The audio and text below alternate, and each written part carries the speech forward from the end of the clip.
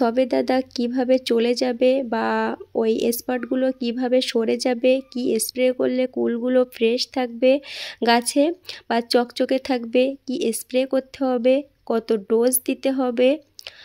আর আরেকটা হচ্ছে তো মানে কত ডোজ দিতে হবে আমি সেটাই বলবো এই ভিডিওতে। তো বন্ধুরা, এটা হচ্ছে নভেম্বর মাসের শেষ এবং ডিসেম্বর মাসের মাঝামাঝি।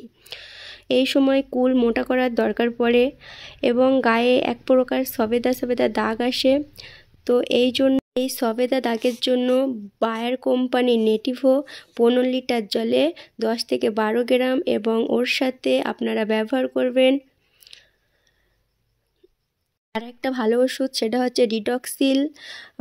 15 লিটারে আপনারা 5 থেকে 7 গ্রাম এর মধ্যে রাখবেন এবং ওর সাথে আপনারা গাছের খাদ্য হিসাবে আরেকটা ওষুধ দিবেন।